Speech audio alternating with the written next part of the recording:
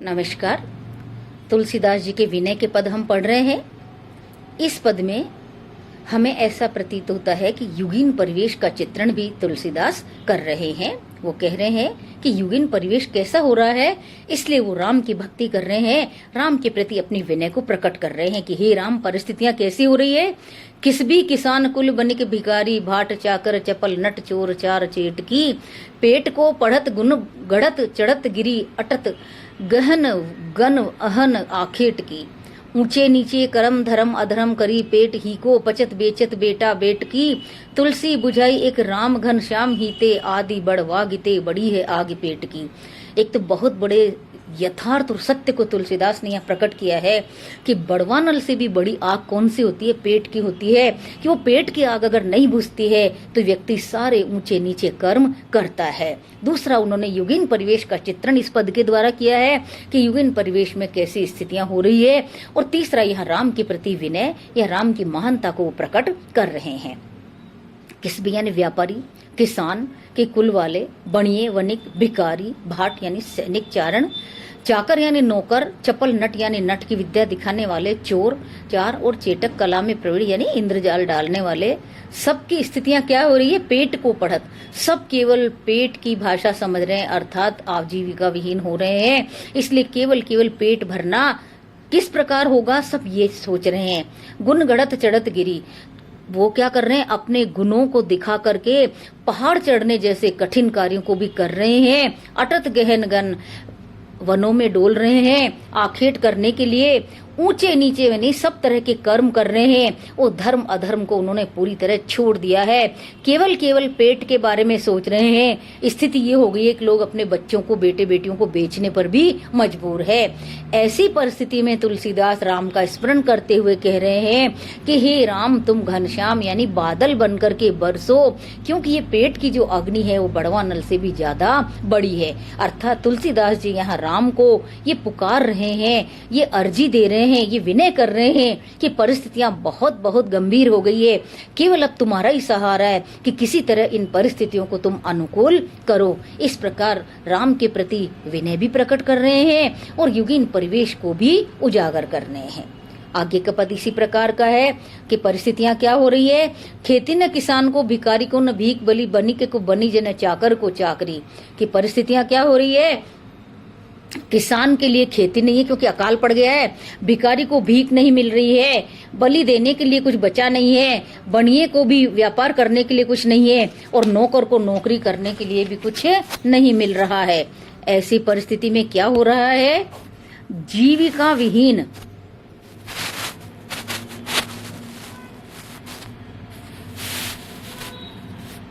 तुलसीदास जी कह रहे हैं कि लोगों की स्थिति ये हो रही है कि उनके पास आजीविका का साधन नहीं है और जीविका विहीन लोग सिद्ध मान सोच बस केवल ये सोच रहे हैं, कहे एक अंशो, एक दूसरे को कहते हैं कहाँ जाई क्या करे, कि हम कहाँ जाएं और क्या करें।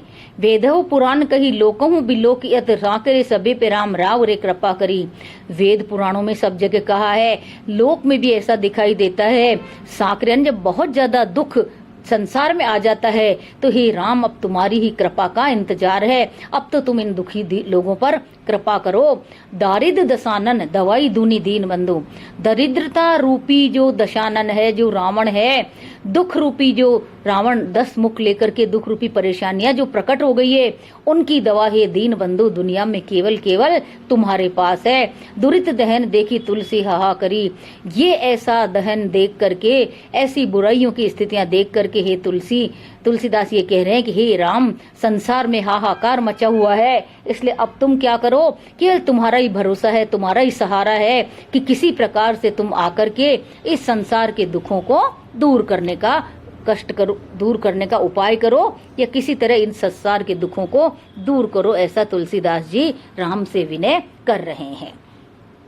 आगे के पद में तुलसीदास जी ऐसा प्रतीत होता है कि उनको लोगों ने बहुत परेशान किया है, इसलिए वो ये स्पष्ट कर रहे हैं कि धूत कहो, अवधूत कहो, रजपूत कहो, जोलाहा कहो, कोहू काहू की बेटी सो बेटा न ब्याहव, काहू की जाति बिगार न सोऊ।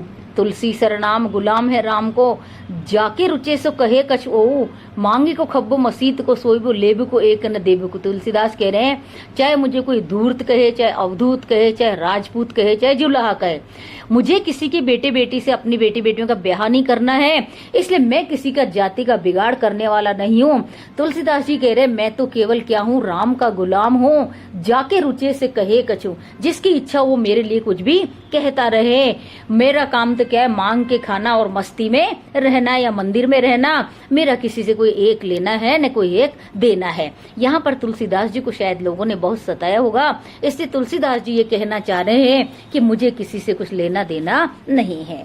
मेरे जाति पाति न चाहो, कहूँ की जाति पाति मेरे को काम को न हूँ, कहूँ के काम को। तुलसीदास जी कह रहे हैं कि मुझे किसी की जाति पाति से कुछ लेना देना नहीं है, न तो मैं किसी के कोई काम आने वाला हूँ, न कोई और दूसरा मेरे काम का है।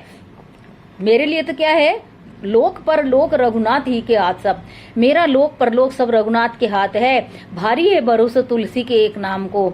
तुलसीदास जी कह रहे हैं मुझे तो केवल राम के नाम का पूरा भरोसा है।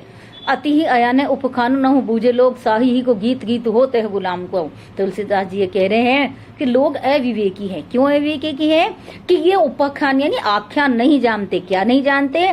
कि साही को गीत, कि जिसका जो स्वामी है उसी के गीत गुलाम गाता है। अर्थात मेरी जाति पाति या मेरा जो नाम है केवल क्या है कि मैं राम का गुलाम हूँ, राम का दास हूँ। साधु के असाधु के भलों के पोच सोचू कहा।